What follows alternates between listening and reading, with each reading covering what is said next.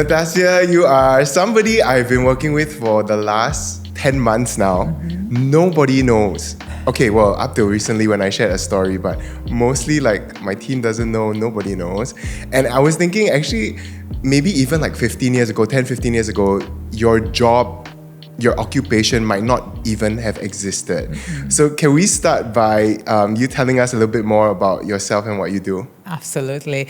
So first of all, thank you for having me. My job is I'm an emotional eating coach. I help those that struggle with food, eating disorders, food addiction, and eventually get to the point where they're more comfortable with food and get to a point of weight loss, weight maintenance. Because losing weight is easy. Maintaining it, as we know, is the hardest thing ever. If you were to know me 15 years ago, I too struggled with weight. At my heaviest, I was at 145 kilos. I would have never imagined that I would be the woman sitting in front of you here today doing what I do, because I was hopeless, helpless. I had no confidence. I had no confidence in myself and my body, and that was something I struggled with a lot. Specifically when it came to food, there was no control. And all I was taught at that point was, if you eat less and move more, that's your answer, and you have no motivation or willpower. But as we know, that there's so much more to it than that, and that's kind of how my journey has evolved to where I am here today.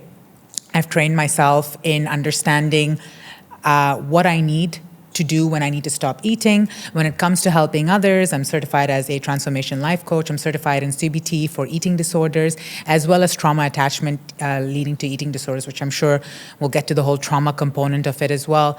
And hence that brings me here to today, 2025, helping close to about 750 people it's going to be as of today. That's amazing. Yeah, and it is the most rewarding thing I can do, and I don't see myself stopping anytime soon. Natassia, what's the difference between a coach and a therapist? Lovely. Yes, so the difference between coaching and therapy go hand in hand.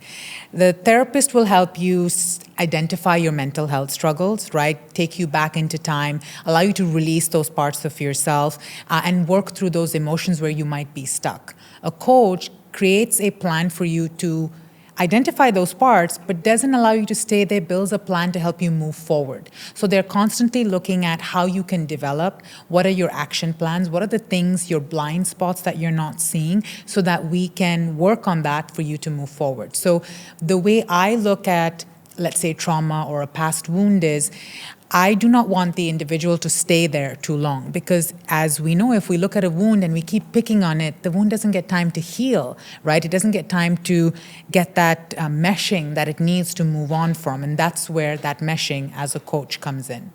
Yeah, I'd like to think, in my experience, because I've done therapy for, I think, 2 to 3 years now, and then done coaching with you, therapy has a lot of emphasis on past trauma. So it's a lot of past focus, and for me to process a lot of suppressed emotions from the past, or to process some of the traumatic events from my childhood and stuff like that. But where we are presently is very present focus, and that's what I love. It's like we're examining day-to-day events, planning for the future. And I love that. So I love that you say it's like hand in hand. Yes. Because, in therapy, I get to attend to those wounds that maybe need addressing. Absolutely. But then here I have like good hope for the future and handles to help me to move forward. Absolutely. Yeah. Amazing. I always tell Natassia that I got a feeling Oprah's going to call up real soon. So I always am so thankful that I get the privilege of being a one-on-one client. And how this started for me was because I was on vacation in Phuket, and I was doom scrolling on TikTok, and I saw one of your videos, and it was your story about you simply saying, I weighed 140 kilos, I lost 65 kilos, and I put back 30 kilos. Yeah.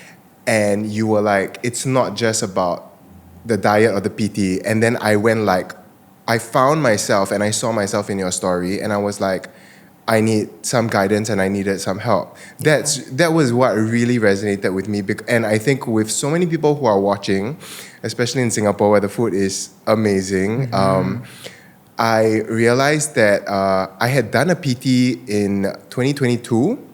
I lost 10 kilos in 3 months. And a year later, I put it all back on and more. And I actually wanted to start off by being as honest as I could with my audience.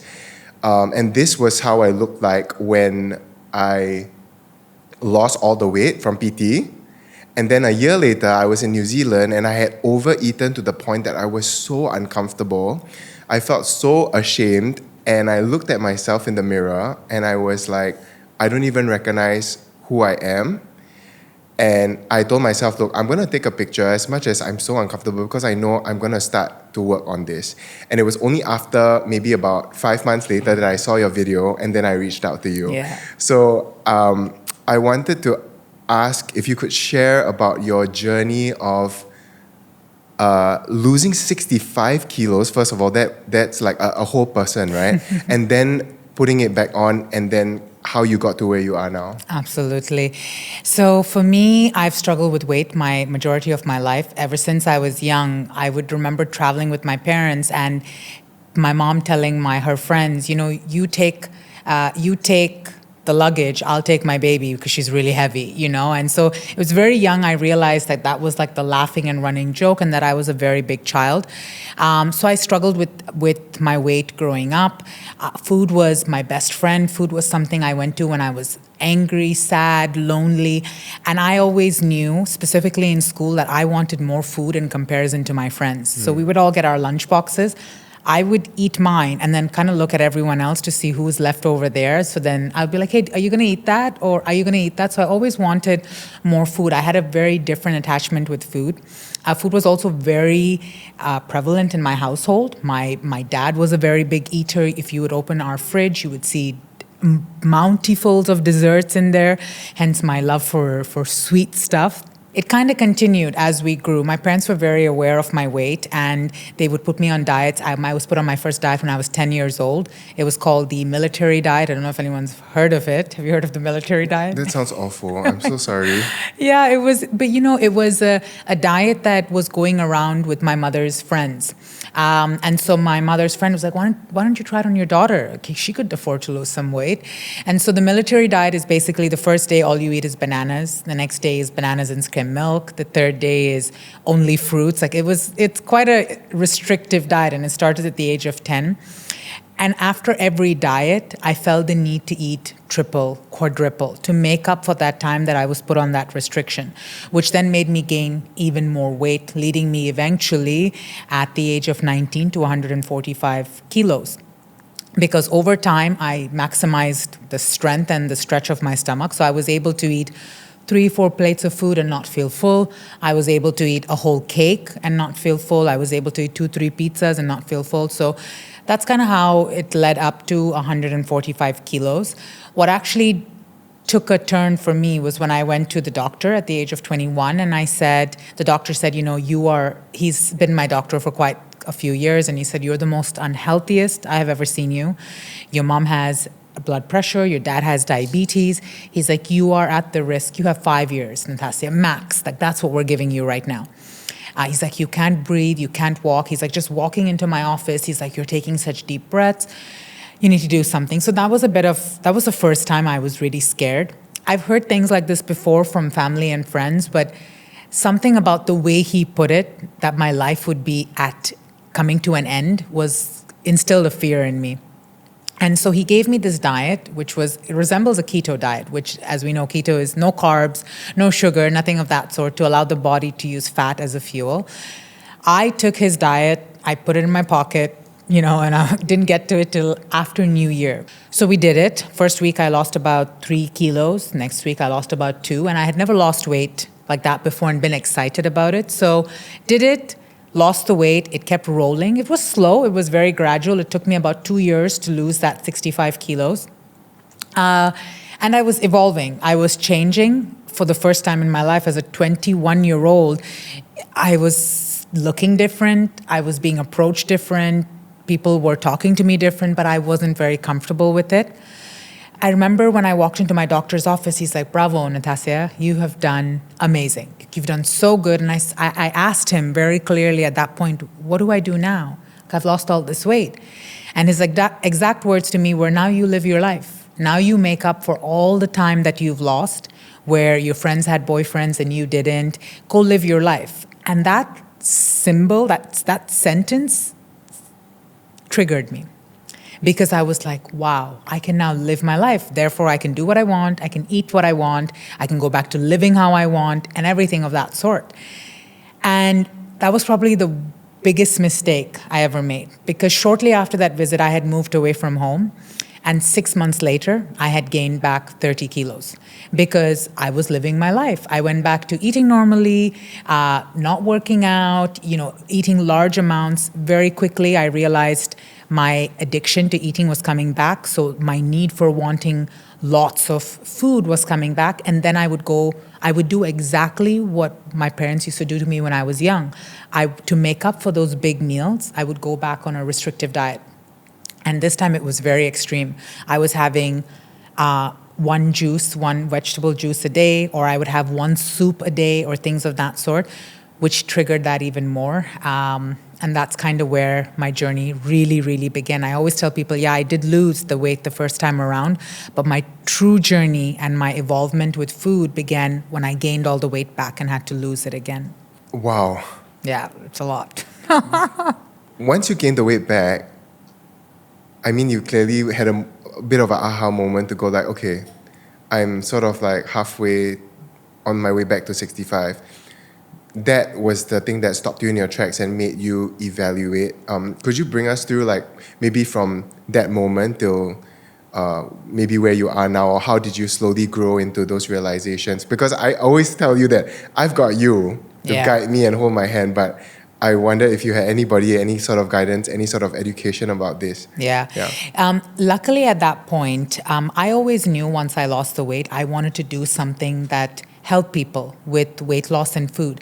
I didn't want to be a nutritionist and I didn't want to be a PT, but I couldn't grasp my hands around what I wanted to do. And so, however, that being said, I was enrolled in a nutrition course at the time. So my professor was taking us to the nutrition course, and as we were exploring chapter after chapter, we got to the chapter of eating disorders. And as he was going through binge eating disorder, I'm sitting there, thinking, oh my God, check. I hit that whole checklist. And so I may have not had anyone close, but I had him that I could kind of bounce my ideas off. And I was also seeing a psychologist at the time for my trauma because he suggested that I do so. So I went to him and I said, look, I'm reading these things here and it seems like I have binge eating disorder. I may have struggled with this for years. And he said, you know what, Natassia, it is possible. Not every obese person struggles with binge eating. They could struggle with binge eating or food addiction because it goes on a spectrum. But see how, test the waters. And so I started testing the waters and realized that, I definitely am addicted to food. I definitely need food when I'm sad, lonely, upset, depressed. I didn't know how to regulate emotions. So the minute anything uncomfortable was thrown my way, even if it was an uncomfortable project, even before I started on it, my mind was like, eat something, you will feel better, then go and do the project. So I didn't have the capacity in me to self-regulate. And the minute I realized that, every time a difficult task came, I knew that something was not right here. And so then my main goal at the time was to learn how to self-regulate, which was not easy. And I know you know this. I know every time I speak to a client and I tell them, just let the emotion pass, it was not easy. So we had to go through self-regulation. Losing the first 10 kilos, once I realized that, was not too bad because I would give myself large amounts of calories, eat more healthier, hold myself accountable. That was not too bad. But at every 10 kilos, I felt like a new Mario level was unlocked. And I was like, oh my God, what now? So after the 10 kilos, I realized, okay, I can self-regulate. But if something big happens in my life, maybe I'm going through a breakup, maybe, I had a huge fight with my parents, maybe they didn't give me the promotion I asked for at work, I would go back to my old habits. So now I had to take my self-regulation even further, not just daily, but how do I handle these big moments where, okay, you've triggered me, but I'm not going to food to look for comfort. And so as I kept losing weight, I realized that slowly but surely, as much as I loved eating healthy, as much as I had now developed this lifestyle of working out, training 5-6 times a week, if I was given the opportunity to, I could very easily slip back into my old habits. And so I realized then that there was no short-term end date to this. This was not 3 months abs, thank you very much, you're out of here. This was lifelong. And that was the biggest switch for me. I realized that I had to become a different version of myself. And that is truly what changed the game for me. And I say it today, if I go back to eating the way I used to, acting the way I used to, talking the way I used to, I'm going to start looking the way I used to. So I had to truly break down that old version of Natassia and build her up again, keep the good parts that made her who she was, and get rid of the parts that symbolize that old version of her. And hence, the person you see in front of you today is the newer version. She's still evolving, but the newer version, I would say. Yeah, and the newer version has helped so many of us. Your community is so aptly called Feel It, Not Feed It. Yeah. And, I just wanted to say, prior to meeting you and working with you, every time the word coach came up, I was so skeptical. Yeah. I think many people would feel the same way. Absolutely. Because, in a psychologist is, you've got accreditation, you've got regulation and whatever. There's coaching is relatively new, right? Yeah. So I was like, there's no, what is this, But your story and your experience so related with me. And I think it just helped that I saw, okay, you at CBT, you were a rounded, you were a well-rounded coach with not just a one-dimensional approach to eating and wellness. Yeah. But as I was saying, that your community is called Feel It, Not Feed It. And you were talking so much about how self-regulation. Mm-hmm. I think in one of your YouTube videos, you mentioned healing your relationship with food and therefore healing your relationship with yourself. So much of this journey for me has been uncovering that something that I never even realized, food, was so related to how I related with myself. Yeah. So can you share with us a little bit about how, feeling it versus emotional suppression could sort of be linked to our eating habits or the way we relate with food? Absolutely. So the whole idea for an individual that relies on food for comfort is food gives me a dopamine hit, right? Food makes me feel good. In some individuals that are able to self-regulate, that are able to really talk those emotions out or have had moments in their life where they've been taught self-regulation quite early on, they don't rely on food, let's say, as much as you and I have in the past, okay? And we can go back as far as a child, right? On a bicycle, suddenly falls over and he's screaming and crying. And the mother says, don't cry. If you stop crying, I'll give you ice cream. It starts as early as that, as early as then. So if you think about those emotions, sometimes I have my friends and they do that to their children. I was like, don't do that. Don't do that. Let her cry it out. Let her cry it out, let her talk to you about it when she feels better. And if she wants ice cream, then give it to her then. But you're teaching her that early on that if you stop crying, I'll give you ice cream. We're stopping the self-regulation happening from that early. So if we look at that inability to express ourselves, now this could be across the board. It could be, maybe you were raised in a household like myself where if you were angry or upset, that emotion was not allowed to be expressed. I remember moments when I would be trying to express myself. I'd be breathing really heavy, trying to get angry. And my mom would look at me straight in my eye and say, control yourself, because I don't want that coming out, which means that she didn't want to hear my anger. So I was taught very early on, there is no place for your anger in this household, which also made me into a big people pleaser, right? And so when you become a people pleaser, when people are literally telling you, hold yourself because we don't want to hear any of that here, you suppress. And when you suppress, as an individual, we think that it disappears. It just gets pushed under the rug. It doesn't. But that emotion doesn't go anywhere. It actually sits in the body. It needs to come out of us. And the way we start to suppress and push that lid down is with food. And that's what people are trying to do across the board. In some way, shape, or form, they're finding the need to not be able to express themselves, and so it's being suppressed. Sometimes I'll speak to individuals that are very confident, and they put themselves out there, and they're like, I don't do any of that. But then there'll be one or two individuals in their life, and I'll say, why do you accept that kind of behavior? Oh, because it's my family member, Natassia. It's my husband, it's my brother. Of course I have to. And I was like, well, have you noticed how you eat every time you're around this individual? Have you noticed every time you act, you show up or you have a binge, and they're like, oh, I never connected the two. So it's the suppression of emotions, and hence the entire program business is around feel your emotions and not feed it. So for many people, it's going to be so hard to even take a step towards facing your emotions. I remember in my first therapy session, my therapist asked me, so how do you feel about whatever I just shared? And I just went on and on and on, and she just looked at me and said, I asked how you feel, but you've just shared with me what you thought. And I didn't even realize, and it was only then, maybe a couple of years ago, that I've slowly started to take steps towards feeling my emotions. I think for a lot of us, maybe, the teenage rebel years, the feelings were so intense and they were so much. And a lot of us had to work to survive and to do a lot of things. So we figured, okay, let's just shove all this emotion down because I need to work, I need to make the money, I got no time to have a breakdown. Absolutely. So I'm going to throw that aside. But then now as adults, I'm like, wow, it's coming out in the eating. Yes. It's coming out in the addictions, behind closed doors. It's coming out everywhere. Yeah. And for me, a large part of that came out in food as well. Yeah. So on a very practical level, how can someone feel it and not feed it?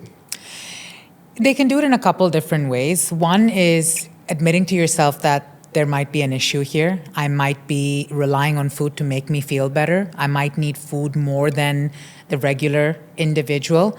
But on a very basic level, it's just observing your behavior on a daily basis, right? When you and I first started, I didn't even give you any calorie restriction. You were in Phuket at the time, or Thailand at the time, somewhere, and you're like, okay, so what's my diet and where are we going? And I was like, just track what you're eating. And you're like, I'm sorry? I was like, just get more observant of your behavior.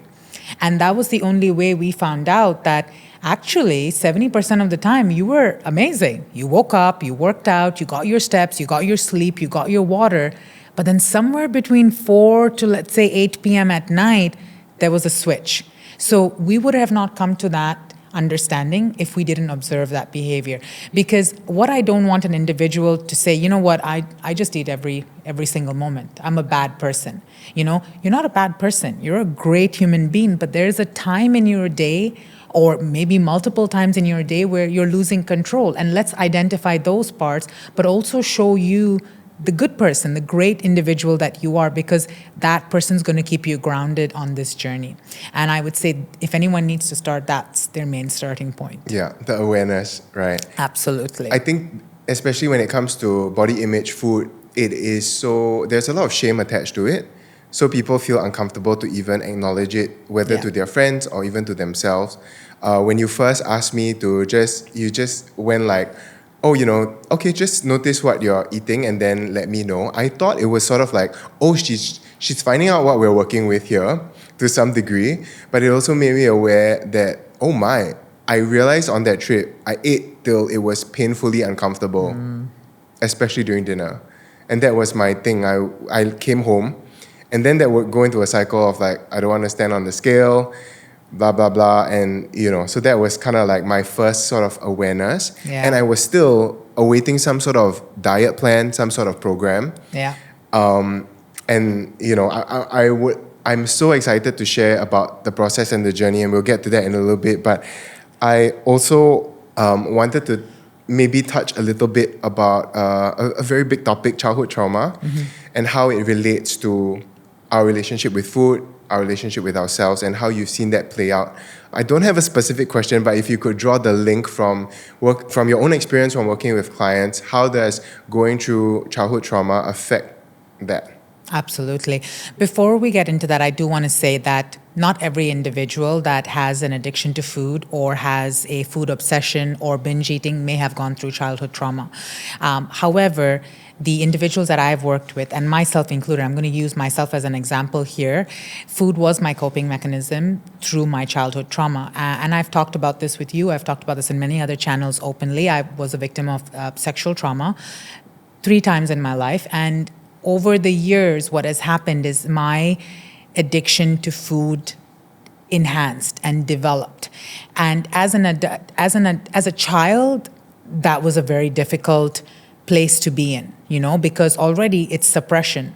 I had only started telling people that I had been victimized as a child when I was 30 years old, and if I look back now and I look back at that child, she was just helpless. She was looking for a way to sit with uncomfortable feelings, and how was she going to manage that?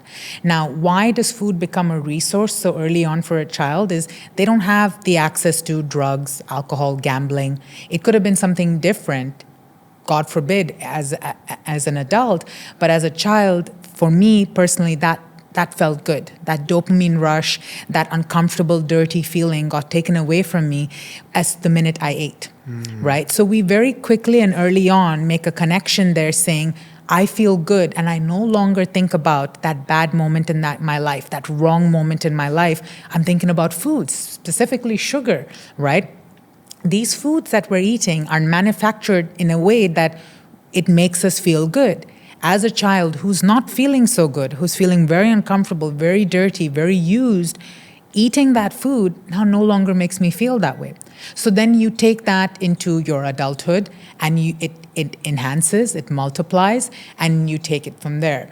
The women that I have spoken to that have also developed addiction around food and have gone through some sort of, doesn't need to be sexual, but physical trauma, grief, and things of that sort, you'll see they've gone through this big moment in their life. Food was, they must have been away at university, they must have been living by themselves, and food was their companion. It made them feel good, and for that moment in time, it provided them that sense of comfort.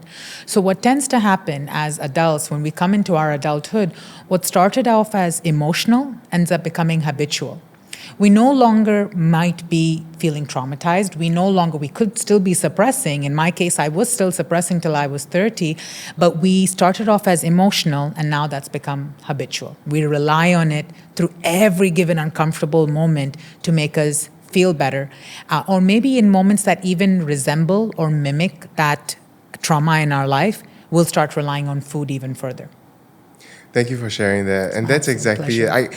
As you were speaking, one of the only images that resounded in my head was that when I was a child, I didn't want to go home because it felt like a very lonely and dark place. And particularly every time I would meet my dad every week, but there would be a point of time where we would leave each other, and he would go the separate way. We would take the trains, and because we lived in different parts of the island, we would literally go in the opposite way, and it would absolutely, I was crying every single time we left. Yeah.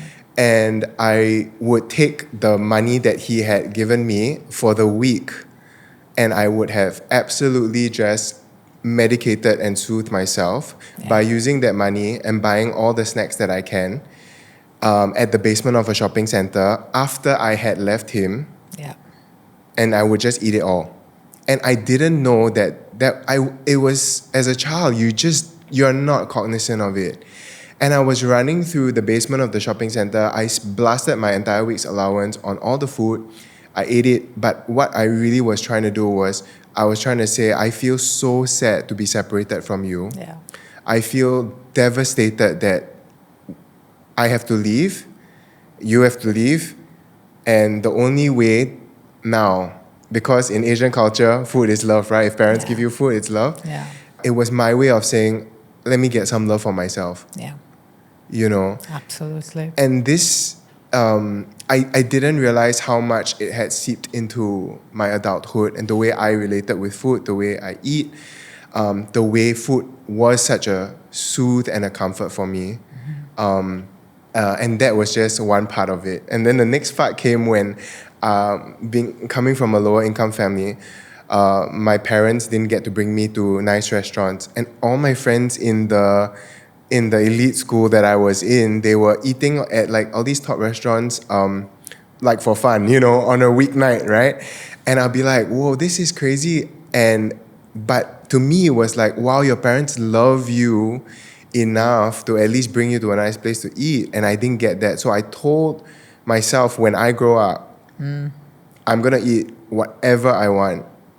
And I superseded the expectation because now I get paid to do that. Exactly.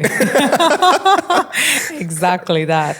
Like the childhood trauma really threw me into that direction, right? Yeah. And yet now at 35, 36, I finally go like, there is something in this equation that doesn't add up.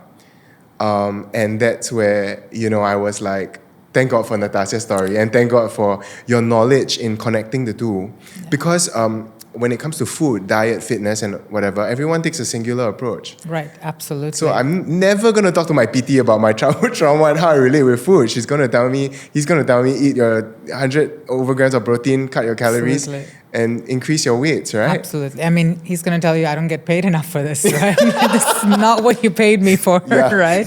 But absolutely, because that's what we think, right? And don't get me wrong. Eating, I work out 6 times a week. We were talking about my protein intake in the elevator. Like I aim for 150 grams of protein. But when an individual's first starting out, these are not important. They will be. They are important for, I really want to emphasize that because sometimes I'll have people saying, oh, you're talking, health is not important. No, don't get me wrong, it is. But they will not stick as habits if the individual doesn't even know that they're addicted to food or they're relying on food for comfort or they're struggling with binge eating or emotional eating. And that was really crucial. And you can see, you could see the lack of self-regulation there, right? You were so upset that your dad was gone, so upset, which it looked like you needed a good cry. But because it was repetitive, every time he was there, every time you had to leave, it brought up those feelings and emotions. But then very early on, you thought to yourself, okay, if I feel sad, I can feel better at the basement, buy all these treats and I'll feel good, And I remember one of our calls, I said, Aiken, I don't know, once we finish this journey, how your approach is going to be with your evening dinners, your food, and things of that sort. And even my content. And even your content, right? And I said, but it will be for the better. It will be for the better, yeah. Yeah. On that note, I would like to share a little bit about my journey, what I've learned in our journey. And if you could expound on some of the wisdom and the skill set that you've taught me, I think everybody would learn a lot from this. I just have to put this out there that I think that everybody thinks that because I'm a food creator, that I need to eat a lot and that's why I struggle with food. But actually, when I'm filming for food, it's not the time where I struggle with food. Because I don't really feel like eating when I'm filming. I'm on work mode. And what we've uncovered is that because of my childhood that I shared about, I felt a deep sense of there's no family, there's no communion around the table, which is what family does. There's no love, there's no belonging. So over the years, I was very blessed because I entered a very wholesome, very nourishing church community. And what I would do is I would arrange these amazing dinners with different friends who were loving me, encouraging me, building me up, and in many ways giving me the love and nurturing that I didn't have as a child. But then these dinners became so amazing but so strongly built into my system. Yeah. So my friends who are here and I grew up with, they would know that they're like, how do you eat out every night with people? They're like, and I didn't realize this wasn't normal because I would eat out every night with somebody because that idea of we're communing, there's love, there's food. This is so healing for me. Yeah. And then as I grew and made more money, I could eat at better places. So this just became like a lot of good, but it also became something that no longer served me. That's what I uncovered. Yeah. You look like you're going to say something I did. to that. Yeah. I did because I remember the first time I had asked you, why don't you sit at home and have a meal by yourself? And you froze on camera and you're like, not this week. I don't think that's going to happen. I'll let you know. Actually, you didn't even do it. You did it, I think, a few weeks later. And so at that moment, because sometimes I will throw things out my clients' way to see how they respond. If I always tell you what you want to hear or textbook it for you, I will not get to see that dark side or the shadow or your lower brain that is holding you back. And so I knew that would make you very uncomfortable. I knew that whole process of you sitting there with your friends and enjoying. And it wasn't just that. It was much deeper there because that there was the family aspect to it, there was the fun aspect to it, but there was, this is my time to numb out. Because what would happen is you were a different version of Aiken in the morning, so you were almost like on autopilot mode. No emotion, not like you were happy, but nothing that passed your way you would allow it to get to you, right? So it would all kind of just be there. But then in the evening, where it's time to think about, what did that person say? Did I respond the right way? Instead of actually reflecting, it was being suppressed with food, and it was making you feel good. So it was almost like a numbing out process. And usually when we numb out, what tends to happen is we're not looking for boundaries, or we only stop when we feel really full, right? And if you're eating, I'm still eating. Like if you're going, I'm still going. Even if my stomach is telling me I'm full, even if I know I can't have the other whatever's on my plate right now. And that was playing a huge role in your life as well. And you could see the dependence on it. It wasn't so much emotional. There were some days where it was emotional, but it was very habitual.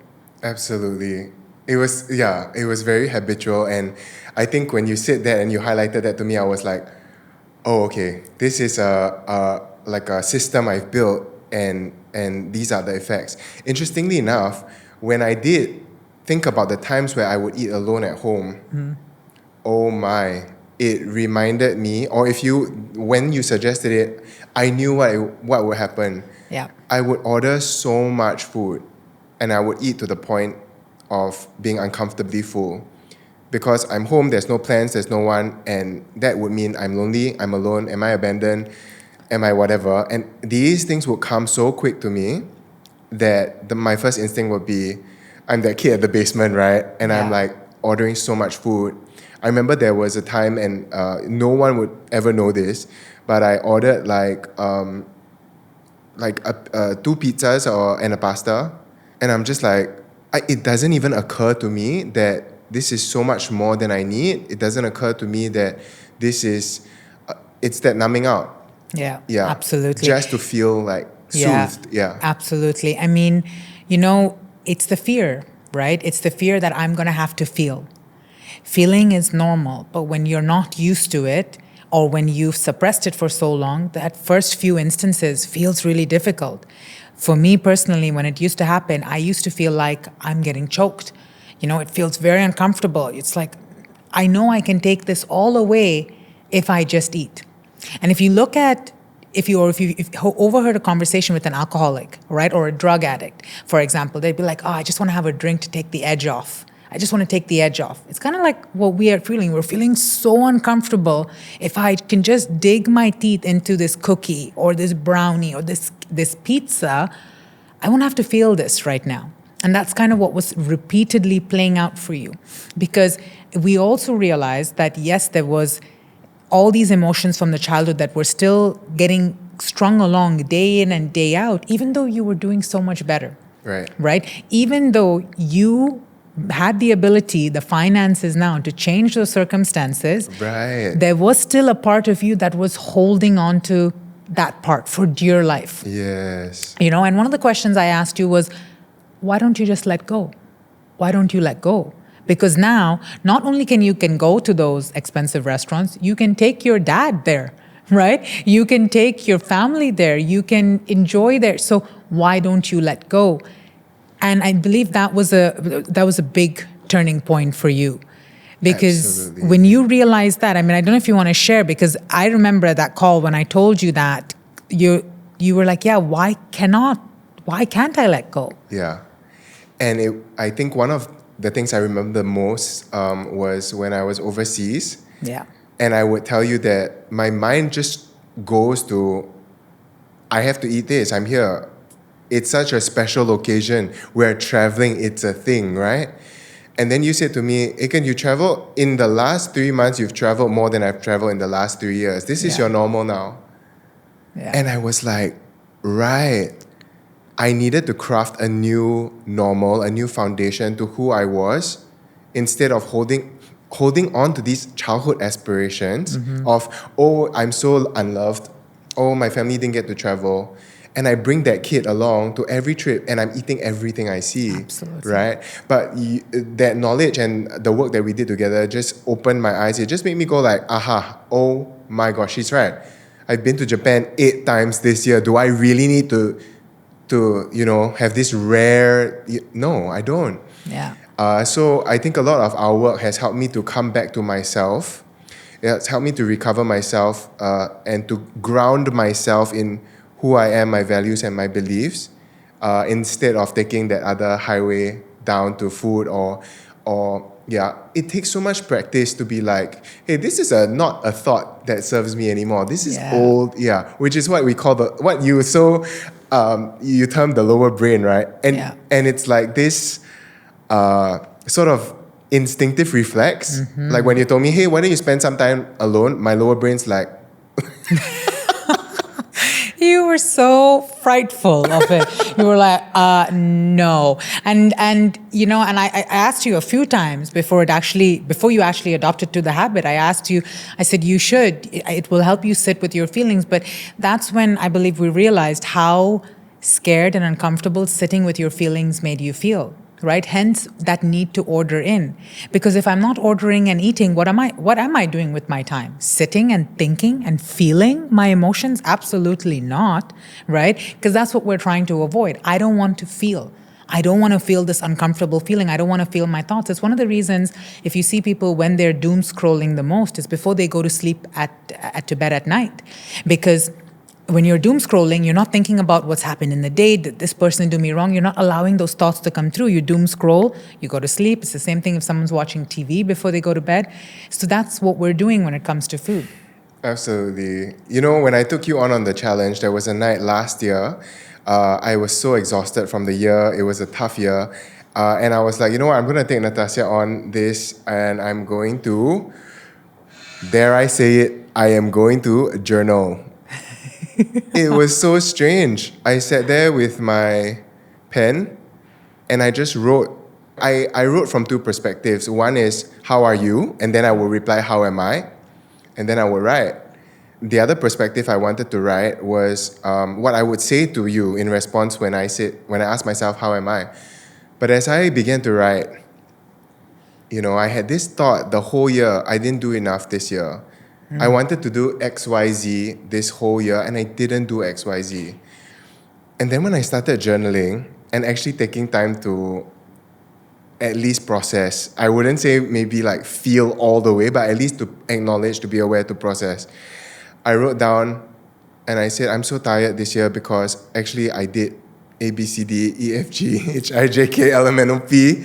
And here am I beating myself up for XYZ. I didn't do XYZ. But when I wrote it down, and I looked at it, I gave myself such a huge pat on the back and I was like, wow, I did all that this year. Yeah. And I did so good. And I told me, I'm so proud of you. Yeah. I'm so proud of you. And you know what? Please go and rest. When on your next trip, don't go do stuff because you've done enough. Yeah. So that's the power of feeling it and not feeding it. Absolutely. Yeah. Absolutely. I mean, you could see, that whole feeling of not enoughness. So, right, just shortly before you said, I told myself I would make sure I make a lot of money and eat at the expensive restaurants, right? But when did you tell yourself as an adult, I have made all the money and I've eaten at all the expensive restaurants? Damn. And therefore I can move on now. Wow. That part never came, right? So you said it, but you never said, I'm done now. I'm ready for more. I'm ready for something different. Wow. Right? So it allowed you to get here. Absolutely. It made you successful. It made you go places. But when did you take that next step to that next level? And we don't take a moment in our life to stop and say, you know what? Yeah, you've done well. You said you were going to do it. You did it. But now it's time for something different. It's time for something more. Wow. It's like you already did it. Yeah. And we can learn to celebrate Absolutely. that. And we can look, I love what you said, we can look to the next level. Absolutely. If not, we'll be forever paying this debt that we created in our childhood, when we vowed to ourselves all these things, right? Exactly. That's amazing. Exactly. It was one of the reasons why we also worked on the future version of you, which in the beginning, it was very difficult for you to do that. Oh my gosh. It's an exercise I do with all my clients. And I have learned after working with over 700 clients that there's a certain time that I need to bring this on. Some people are excited and elated and they want to do it very early on. Others have a huge fear And they've never even given themselves the opportunity to look ahead. You were one of them. You were like, I can't think, it's too much for me right now. Yeah. You know, and I said, well, let's just you look at elements, certain parts of you. You're like, no. I was blank. Yeah. I did not know who that person is. Yeah. I mean, it just goes a reflection of how much you were living in the moment, how much being that version of you was so crucial and important to you that you didn't allow your opportunity to think that far ahead. You know, you thought this is my story. This is going to be my story for the rest of the life. And if it changes, anything changes from this, it's going to be a threat. It's going to be a threat to me, to my family, to my bank account. It's going to be a threat, right? I realized that there is a part of this aspect, the failure to conceive a future self, to vision for yourself, to dream, is also a lot of survival instincts. Because when you're surviving, you don't have time to think, oh, let me plan 2 years ahead, 1 year ahead. Let me plan for the school I want to go to. I'm like, guys, I'm trying to just get by today. I'm trying to just pay the bills today. But now I'm no longer in survival mode, but my brain is still there, right? Yeah. Which is why I'm unable to conceive a version of myself in the future. Who do I want to be? Where do I want to go? What's the type of content I want to do? The work that we've done together helped me to go like, at least I can now start thinking about it. And one of the things we talked about was like, what does me, when I reach my goal weight, actually I want to go through this list of insane lessons we've learned together. So I'll get to it, but I'm just going to read to you like a sentence that I've learned, a lesson that we've learned. Maybe you can expound on that. Absolutely. So it's almost like a quick fire round. Okay. So one of the most mind-blowing things that you told me is that it is not an issue of willpower. You told me, Aiken, you hit all your protein goals, you work out 4 to 5 times a week, you're prompt and excellent in all your other work. There is something deeper than just willpower. Yeah. So this is something I think everyone needs to recognize if they struggle with food. You in particular, the comparison of, I want to do better, I want to feel better, I want to look better, but I just don't have the stamina to do that. And it was making you and individuals realize that willpower is something you can develop. It's like a muscle. The stronger you use it, it gets. If someone is drinking his water, getting his sleep, doing his steps, and all of a sudden between the period of 4 to 8 is clocking out, that's not willpower. That is an active choice I'm making to be very unconscious in this moment to make sure I feel secure and safe.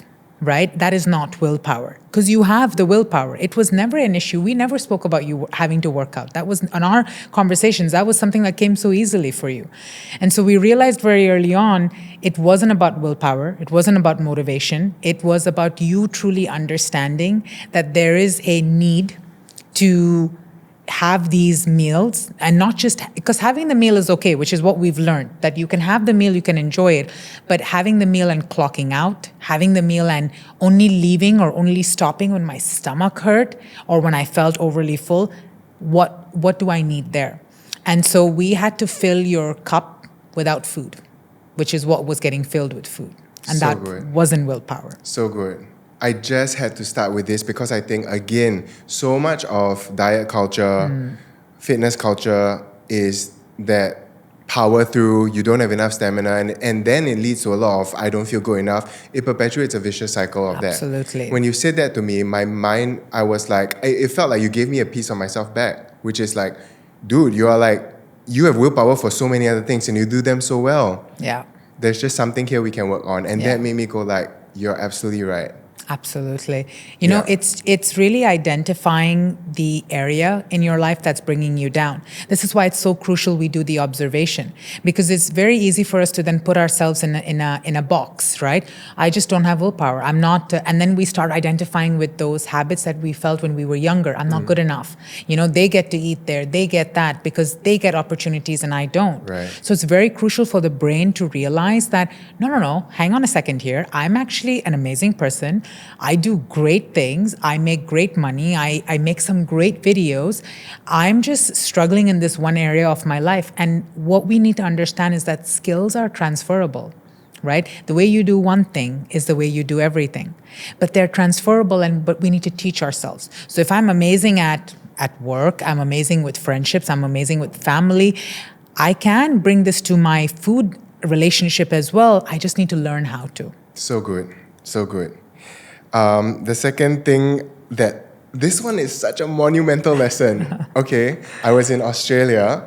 I had reached a milestone weight, a target weight that we set. And I was like, Natassia, I did it. And then right after our call, after celebrating, I go eat a lot. And I totally didn't realize what I was doing. And then I called you on the next session. I was like, that was so weird. I called you in the morning to tell you that I reached my target weight.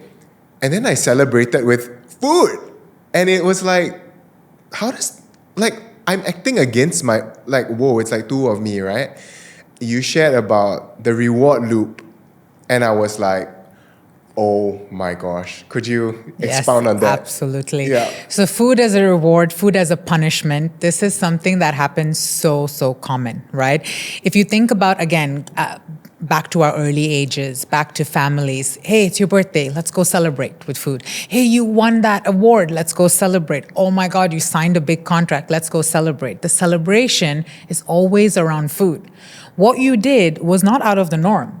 It wasn't, but it wasn't in line for this particular goal. Right? And so what we need to teach ourselves, specifically if we're on the spectrum with emotional eating, binge eating, is that I can find excitement, reward outside of food.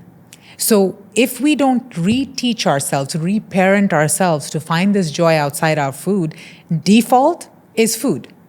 And so the loop that we had to change is got it, enjoying it, but celebrating and embracing myself in a different way. So we talked about things like massages, buying something for yourself, embracing yourself, things of that sort that are not in relation to food. And it's very common, by the way. I've seen this happen to quite a few clients where they'd be like, why? I've waited so long to be at 69, 79, 89, whatever the number is. Why would I do that with food? It's your default. And our default are things that we need to move the trigger with, you know? So, and it happens. It's so, you can even see it on the other end of things. It's like, oh, I've had a very stressful week. Like, let me just eat. Or my boss pissed me off. I need to make up for it. Or I worked out so much. This is the best one.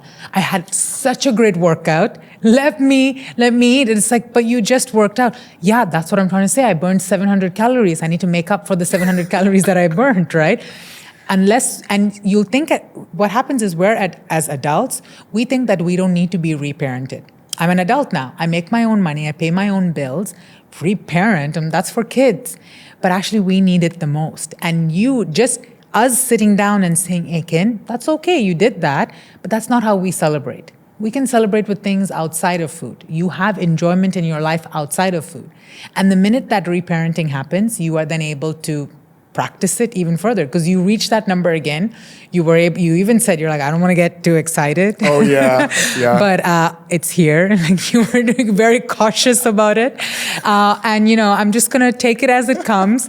But it's that whole reparenting that you're teaching your body how to do. Oh, so good. That one blew my mind. I was like, the next time I hit my target weight, I have to close that reward loop with other things. I'll buy my favorite jacket or whatever, And that just gave me another avenue off my default and helped me to reparent myself. Absolutely. I love the term reparenting. I know sometimes it sounds so like, therapy and whatever. But there was a day I remember that I was I always had this habit of, like, every time I come back from dinner, I would look for a snack somewhere. I think I told you about this. There was a day where I remember picking up, even though it was protein chips, I picked up the protein chips and I just had a moment of pause and I just said, I love you enough to tell you to put this down. We don't need it today.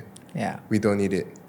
And that was just such a huge off-ramp. Like, it just showed me another way. Yeah, from absolutely. my default, right? Absolutely. Yeah. It was when you started doing those things is when we were able to start creating your future self. Totally. Right? Totally. It was when you started having those alone moments, when you learned to say no. Yeah. And that was something that was a big struggle for you as well. Because I would tell you, I said, Aiken, you cannot say no to yourself until you cannot say no to other people until you start saying no to yourself. You have to get more comfortable with that.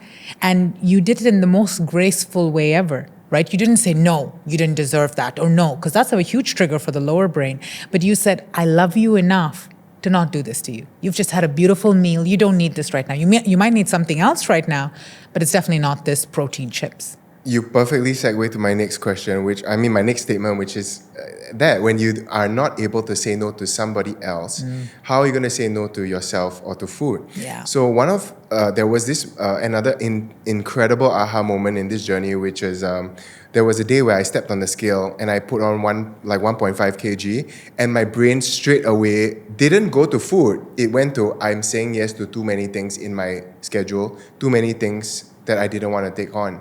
My brain immediately knew that, like what you said, how we do one thing is how we do another. And during that time, I had taken up so many projects. I was taking up too many social meetings that when I stood on the scale, it wasn't about food. It was, dude, you need to start saying no and put your foot down because it is showing up everywhere. Yeah, absolutely. And it's so, what a moment of growth. Yeah. Right? What a moment of growth to realize that number, it doesn't define me. It doesn't define my lack of willpower. It doesn't define the fact that I have no self-control.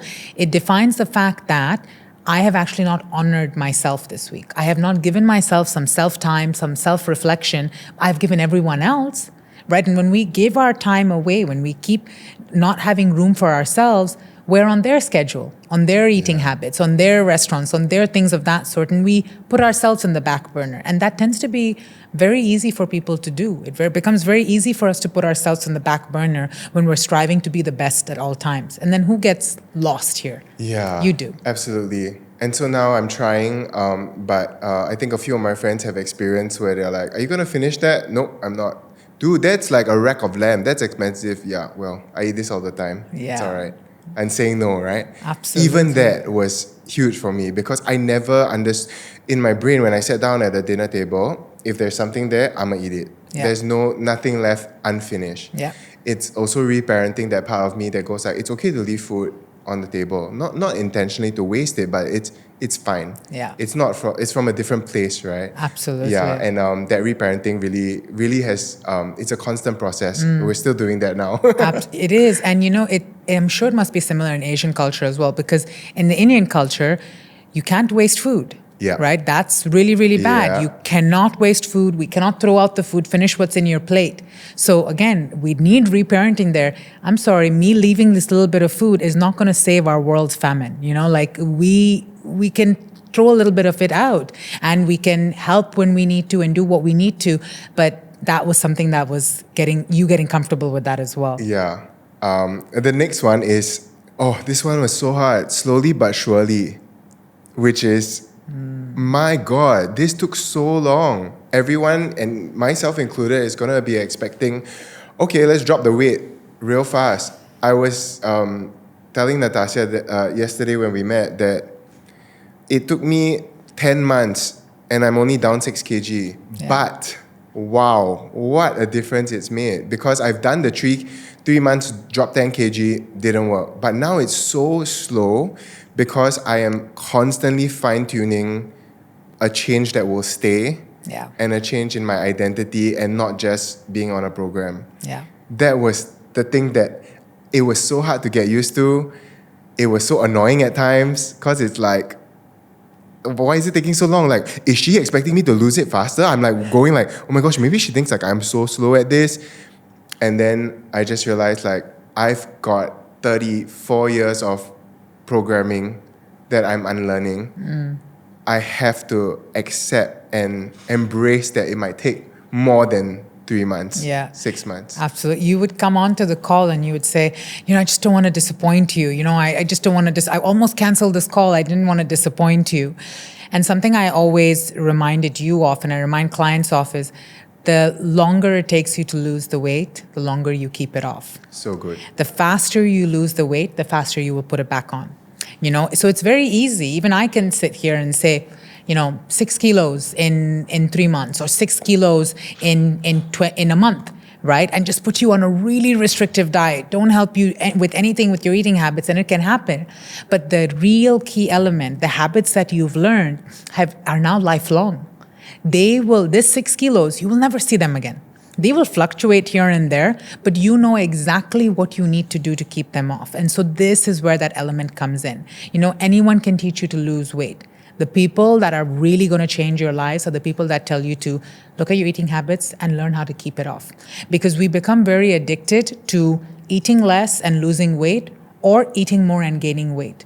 Yeah. But how do we learn to live in a happy medium where we are just normal human beings that don't struggle with food, that are comfortable with our body, that don't think about our weight? That's scary. It's so scary for someone that thought about their weight and the scale for majority of their life. Totally. But that's where the power is. The minute you learn how to do that, you can be any individual. If you decide after your remaining weight that, you know what, I want to maintain for a time, and now I want to take my body to the next level, you can do that. You have the skills because you've learned how to be in this in-between part here. I want to zoom in on that exactly. Another mind-blowing point was, I didn't realize all my life I'm either on weight loss or weight gain. Yeah. Oh my gosh. I'm always putting on, or I'm always trying to lose it. Yeah.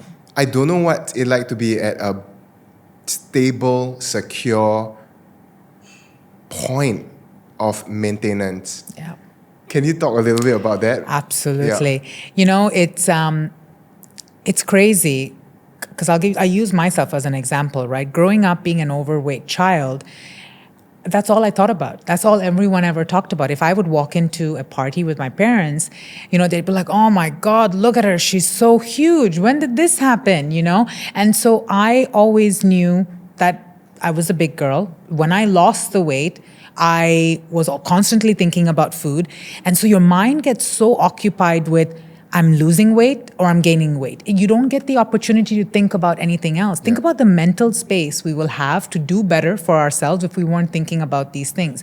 So the more involved the child was, or the individual or the client was, in restrictive dieting, in body dysmorphia, in their bodies being compared to their family, their sisters, their friends, the more involved that individual will be with their own body. They will not get the opportunity to think about things that are good for them, things that are better for them. They might be A+ players, but this is what tends to happen. So we focus on losing, we focus on gaining, because that's what kind of controls us when the losing happens or brings us back to our reality.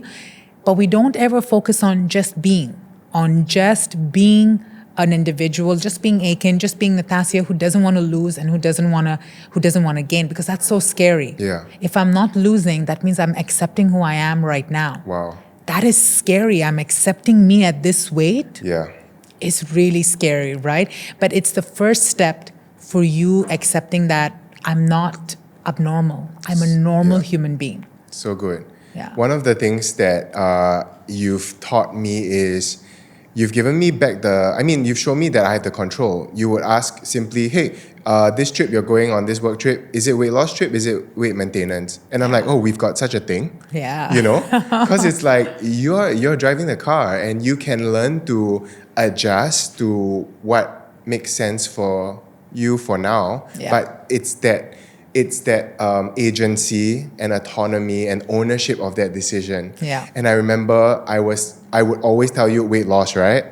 But there would be times in the trip where I go like, oh my, I have to switch it up. Yeah. And it's okay. Yeah, exactly. And when I told you that, you would actually reaffirm that and say, hey, I'm proud of you for switching it up. Mm-hmm. You don't always need to be in weight loss. You saw the situation, you saw maybe your emotions, you switched it up. But for me, it was like, oh yeah, I'm driving this. And for somebody who hasn't had control, autonomy, agency over this area in their lives, that was huge for me. It's always like, it's really learning the new skill. It's almost like learning to drive a car. Yeah. Right? Yeah. And this is something I think that if, for the audience who are watching as well, maybe you've been like me, you've always been either on weight loss or weight gain. One of the questions that I think we're working on now is, what would me at my goal weight look like, live like? What are his habits? When will he stop eating? What is he eating? What what does that look like? And I had to take steps to conceive that person. Yeah. But slowly but surely, Yeah. as the point goes. Absolutely. Yeah. I mean, it sometimes takes time. Mm-hmm. It takes time to develop that aspect, develop the skills, and know that I have enough and more in me to have a better life. Yeah. This is not just it. Yeah. Right? I have enough and more in me, and that might not be food. Yeah. It might be other things that bring me joy, and having the courage that I could probably excel in those areas as well. Yeah. And that really meant a lot for you. Yeah. So I think one of the final PowerPoints is don't be afraid of failure. I really hated this one. I hated the way I mean, whenever I would encounter failure, but I also found how you approach failure very refreshing. Yeah. The first thing I noticed about failure is that it always comes with shame. Yeah. So if I stepped on the scale that week and I put on weight, immediately it's like, let me run 8 km, get this 1 kg off so I can tell Natassia a better report. But that's just like, I'm cheating myself, right? Yeah. So that failure is always related to shame. The funny thing is when I would bring up these failures, number one, you made it safe as a coach to be like, these are points of learning and information. So what is your approach to so-called failure in the journey? I love failure. I love it. I embrace it. I make clients very comfortable with it. On the first call, even on the discovery call.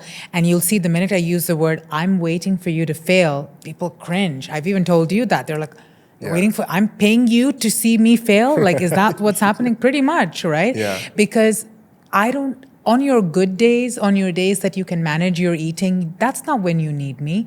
You need help and guidance on the moments that you are the lowest, on the moments that you need to pick yourself up. And I think this is the part that people really need to understand, is that you don't need to lean on your coach, your community when you are feeling your best. I mean, yeah, of course they'll be proud of you, but also to help pick you up in those darkest moments and show you the right path on how to move forward.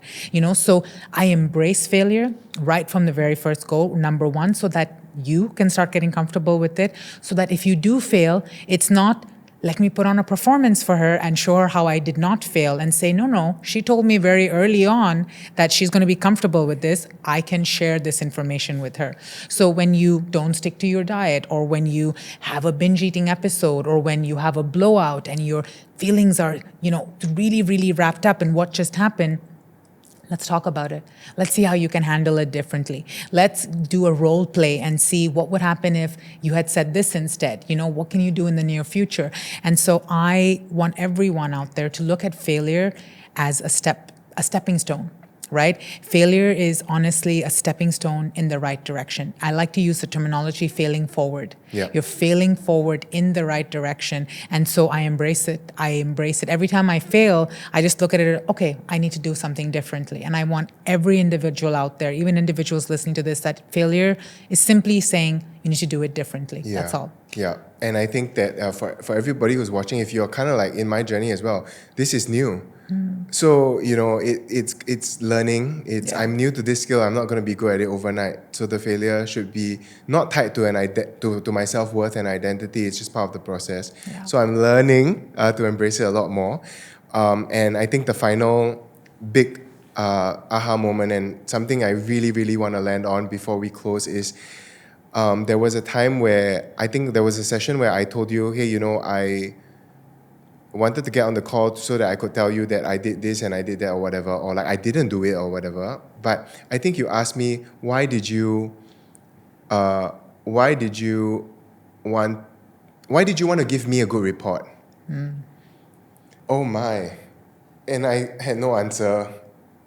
I can talk a lot, but when I'm speechless, that's really like, So you stopped me in my tracks, and I think upon reflection, my answer to you was, wow, I'm still doing this for someone else.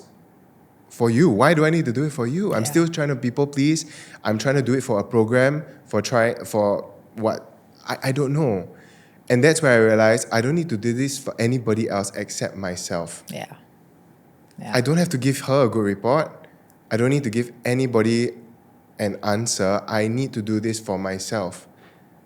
And even that, to just say, I need to come home to myself and I need to be able to do this, not because XYZ, it's just really because I love me. Yeah. And I'm coming home to me and I love you enough to do this for you, for me. Yeah. Absolutely. What people tend to rely on coaches or therapists or things of that sort is accountability. Yeah. So they'll be like, oh, if I have this person in my life, I'll be accountable. While that is an element, and I'm sure the PT would probably be more of an element as far as accountability for working out, it's also about showing you that, do you really want this for you? Because sometimes I'll speak to people that are like, you know what? I want a six-pack abs. I want 0% visceral fat. I want this, I want this, I want that. I'm like, all right, that sounds great for a future you. This is what that person's life entails. How much of this are you willing to live up to? Oh, none of that. It's 15,000 steps a day. You must be joking. No. I don't want to be that person. So then let's reconfigure what you're trying to look for there, because what you're hoping for and dreaming for is not aligned with the person you want to become. And so for you, per se, in that given moment, it was understanding that this is your journey. I will support you. I will guide you. I will give you the building blocks you need. I don't need for you to perform. I don't need for you to do well. I don't need for you to, make this about, I will be proud for you, very, very much so. But I need you to be comfortable with taking that next level. Because if I push you there, you won't stay there.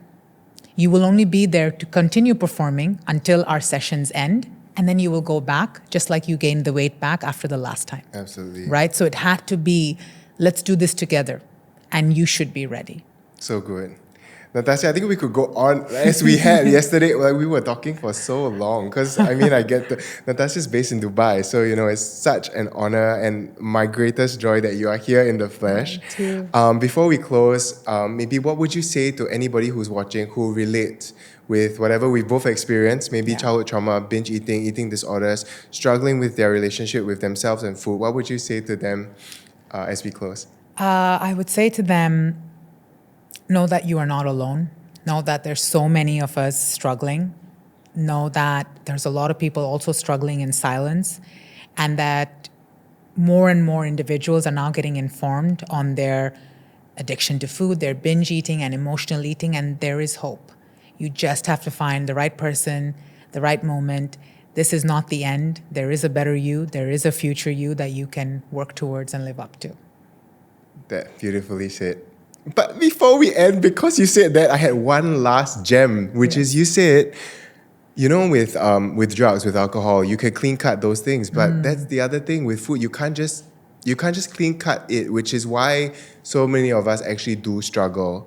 Yeah. And in fact, the identifying point is it makes it even harder to identify because we've got to eat every day to survive. Absolutely. Like if you talk to someone that struggles with drugs, right, and you tell them, you know what, I kind of have what you have. They'll be like, no. You need to eat to survive. That's not an addiction, right? So immediately food addiction is downplayed. Your obsession with food is downplayed. It's like, no, that could never be it. But alcohol, yes, if you need it to take the edge off, if you need to shoot yourself up with drugs, like that's a bad thing. So then very quickly, people that are struggling are like, oh, then I guess it's willpower. I guess it's motivation.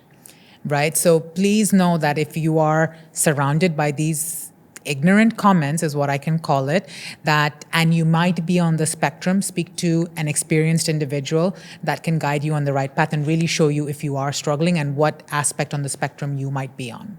As I say to you with every call, Natassia, thank you so much. Your work, who you are, your journey has absolutely changed my life. It has given me pieces of myself back to me, and I feel like you get it, and you get how hard it is. Natassia always tells me, like, anytime you think you blew it or whatever, there's nothing you've done that I didn't do or do worse, and there's always been such love and embrace and support with your work. and which is why I think so many people's lives have been changed. And I know I absolutely needed it. So I really want to thank you from the bottom of my heart. Oh, most welcome. Thank you, Aiken. Thank you again. Everybody, you can check out Natassia's resources as well. She's got a podcast going. I'm going to be on it. Yes, Yeah. you are. Yeah. Very soon. Right now, we're going to shoot that. And if you want to find out, just equip yourself with more knowledge and stuff like that, all her links are going to be in the description. And I'm sure I'm going to hear from a lot of you foodies as well. And we can, eat together, but also maybe heal together. Yes. So thanks so much for today. Thanks, Thank Natassia. you. Thank you.